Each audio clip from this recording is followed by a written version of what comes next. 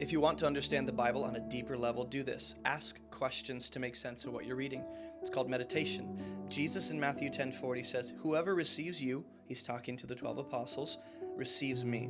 Right? So to receive the messenger is to receive Jesus himself. We might want to know, hey, what does it mean to receive Jesus? Or receive his ambassadors and messengers? Where are they being sent to? And what would it look like for the people he's being sent to effectually receive them? Whoever receives me receives him who sent me. So there's a kind of chain of command happening. And if you don't know who it is that sent Jesus, it's the Father, right?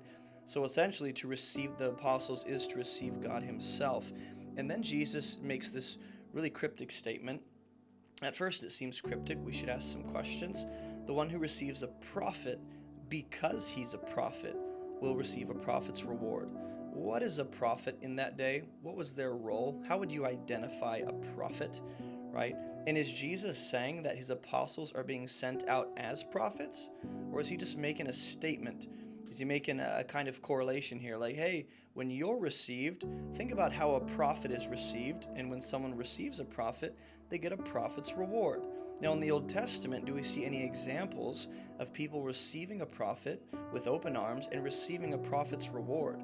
And if we do, what is that reward?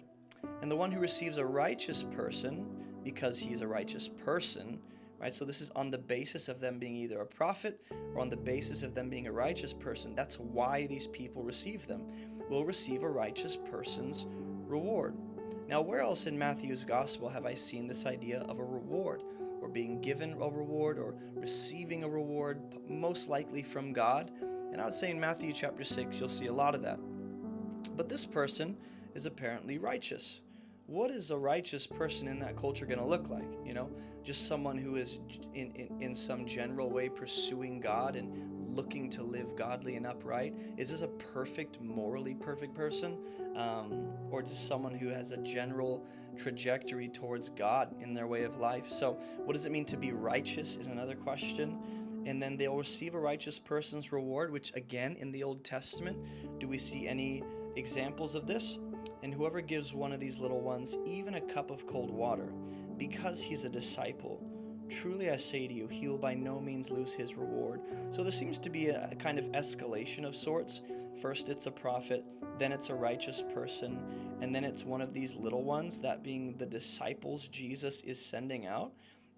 Or how does the disciple, map onto the righteous person or the prophet? These are things to think through. What is each example? The prophet, righteous person, and disciple. What are each example? Are these